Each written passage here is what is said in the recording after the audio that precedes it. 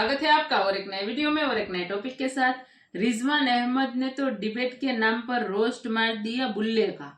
Face to face सरियालो funny. तो चलो दोस्तों वीडियो स्टार्ट करते हैं। आशा करेंगे पसंद आएगा क्योंकि रिजवान अहमद जी आने वाला है इस वीडियो में। मजा तो वैसे भी आने वाला है, तो आशा करेंगे पसंद आएगा। पसंद आए तो लाइक और शेयर जरूर से कर दीजिएगा। चैनल पर पहली बार आए सब्सक्राइब नहीं किया तो सब्सक्राइब जरूर से। चलिए स्टार्ट करते हैं।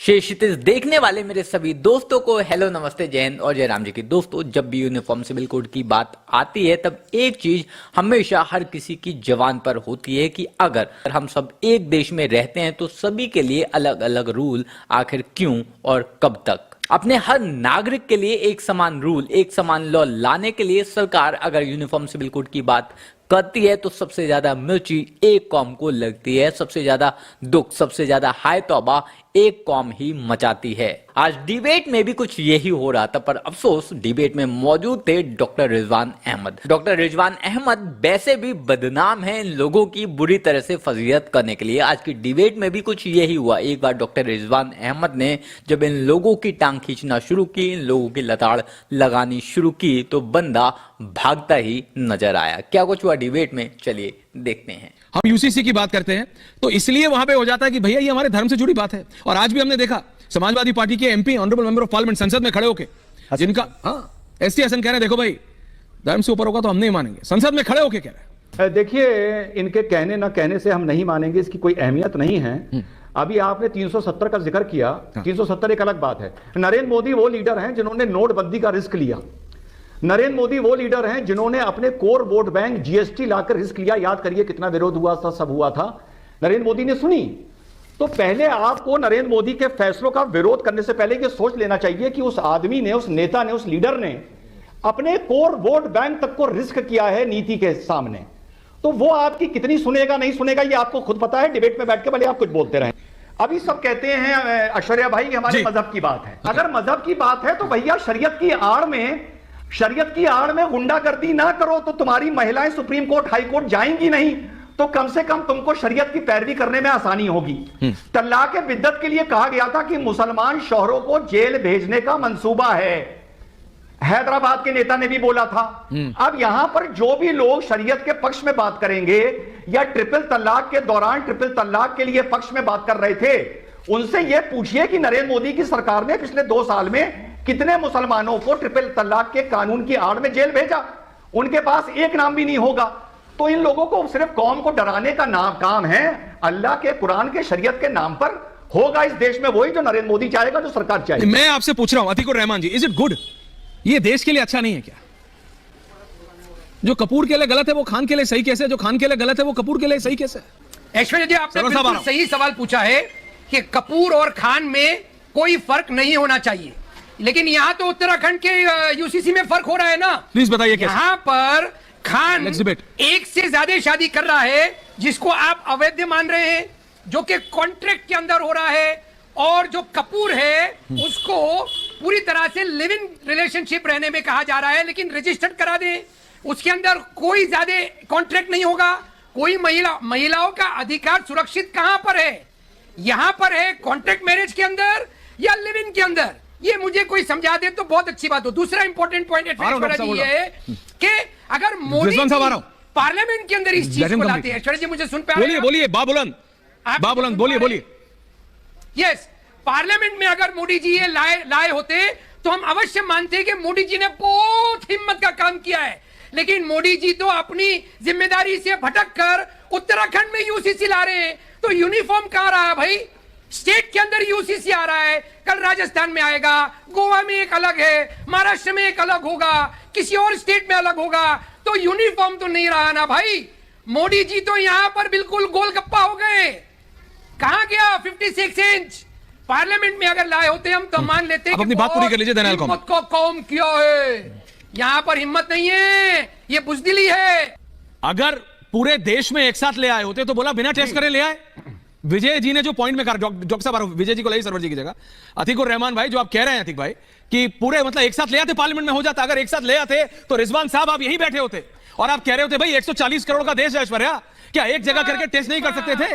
28 से ज्यादा प्रदेश है, जरा चेक कर लेते कि सब कुछ सही हो रहा है नहीं हो रहा है। हमारे पास ऐसा तो कुछ मतलब चिट भी मेरी पट भी मेरी, ऐसे कैसे चलेगा? ऐश्वर्या भाई, इन्होंने एक शुरू में बात बोली कि आप मुस्लिम महिला को तो प्रोटेक्शन दे रहे हैं जो कॉन्ट्रैक्ट में हैं, और जो लिव इन रिलेशनशिप में है उसको नहीं दे रहे हैं। बड़ी अजीब बात बोली है, तो पढ़े लिखे प्रोफेसर हैं।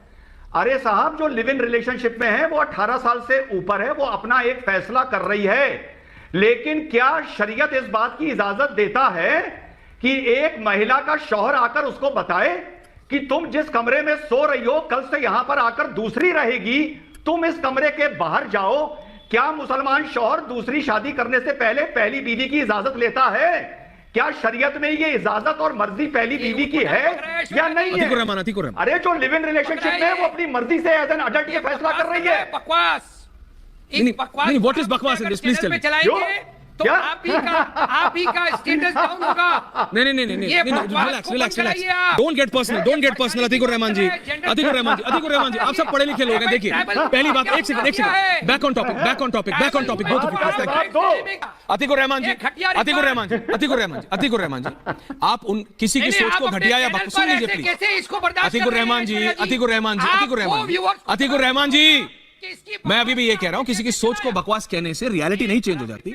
पहली बात, डिबेट लीगल होंगे या पर्सनल होंगे, ये सिर्फ इस्लाम का मामला है, ये क्रिश्चियनिटी का भी मामला है, पारसी का भी मामला है। और देश में जो नैरेटिव फैला रहे हैं, सुन लीजिए, आप बोलने दीजिए ना। बोलिए। नैरेटिव फैला रहे हैं कि इस देश में शरिया कानून लागू हो गया। पर्सनल लॉ शरिया कानून नहीं है, अकॉर्डिंग टू इंडियन कॉन्स्टिट्यूशन है, वैसे ही जैसे क्रिश्चियन पर्सनल लॉ है, जैसे पारसी पर्सनल लॉ है, और जैसे हिंदू मैरिज एक्ट है। ठीक है, आपने मैरिज एक्ट में सिख और बौद्धिस्ट को रखा है, लेकिन आपने आज बौद्ध धर्म गुरु को क्यों नहीं बुलाया? आपने सिख धर्म गुरु को क्यों नहीं बुलाया? आपने क्रिश्चियन धर्म गुरु को क्यों नहीं बुलाया? आपने पारसी धर्म गुरु को क्यों नहीं बुलाया? ये बदतमीज आदमी को आप डिबेट में लाते हैं। आप क्या कर रहे हैं? इनकी बहन की कितनी शादी है? इनके जीजा ने कितनी शादी की? बोलने वाले ऐसी शादी होती है।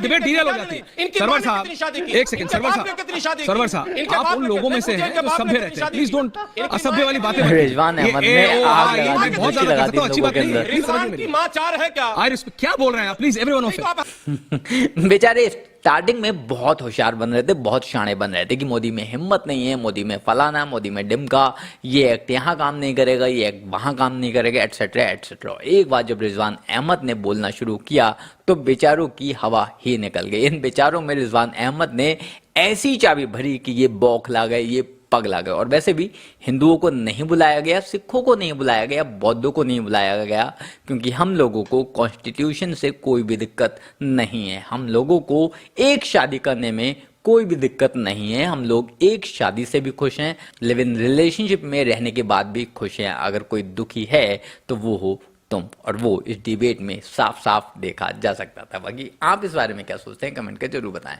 जल्द मिलते हैं किसी नए वीडियो में नए टॉपिक के साथ। तब तक गुड बाय, नमस्कार, जय हिंद। थैंक यू दोस्तों, वीडियो को यहाँ तक देखने के लिए। यूसीसी की यहाँ पे डिबेट चल रही थी। हाँ, तो देखो भाई, मैं तो खुलेआम बोल रहा हूँ भाई, यूसीसी को हम तो सपोर्ट कर रहे हैं। देखो, ये अच्छी बात है, सबके लिए एक समान कानून रहेगा तो सबके लिए अच्छी बात है। इसमें एक जिक्र हुआ था, लिव इन रिलेशनशिप का बात हुई थी। देखो, लिव इन रिलेशनशिप जो है वो समझ में आता है कि लोग मर्जी से रहते हैं, अपनी मर्जी से, लेकिन अब उसमें कानून आएगा। तो ये कानून गलत नहीं है, ये कानून सही है कि भाई आप तो पहले कि आपकी जो एज है वो 18 प्लस होनी चाहिए, 18 साल से आप ज्यादा होनी चाहिए।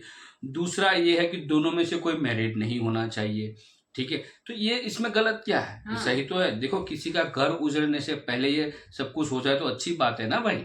बहुत सारे ऐसे लोग हैं, मैरिड है लेकिन फिर भी वो लिव इन में रहते हैं। तो ये तो भाई उनके साथ नाइंसाफी हुई ना, जिन्होंने उनके साथ ऑलरेडी शादी की है।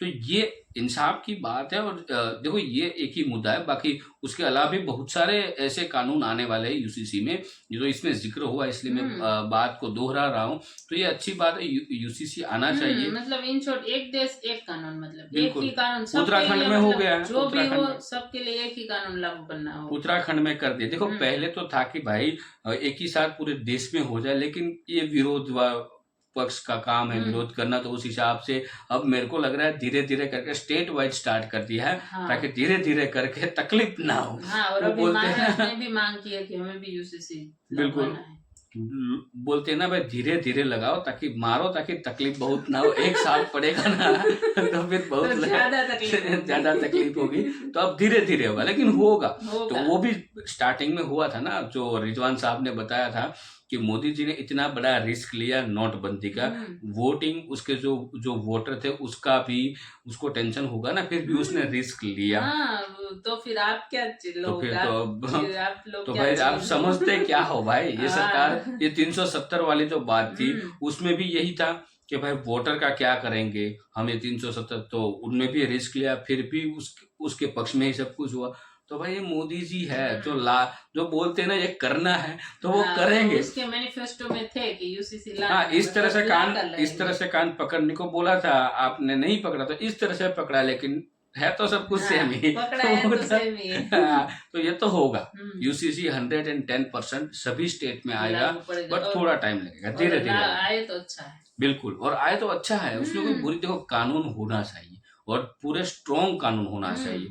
मैं तो यही कहूंगा यूसीसी लाए तो भी एक यूसीसी में भी जो कानून आएगा वो स्ट्रॉन्ग होना चाहिए भाई, फिर इसमें कोई धांधली नहीं होनी चाहिए। बहुत देख लिया भाई कि भाई पैसे वाले लोगों ने बहुत बड़े कांड कर लिए, जेल में सिर्फ वो हाय हेलो करने जाते हैं वो, अब ये नहीं होगा, ये बंद हो जाएगा। तो अच्छी बात है, सभी नागरिकों को एक समान कानून रहेगा, सभी नागरिकों को एक समान हक मिलेगा। तो यूसीसी तो मेरे हिसाब से तो लाना चाहिए। बाकी तो जिसकी जैसी सोच। वीडियो यहाँ पे समाप्त करते हैं, आपसे विदाई लेते हैं, मिलते हैं और एक नई वीडियो में आपके साथ। टिल देन, जय हिंद, जय भारत।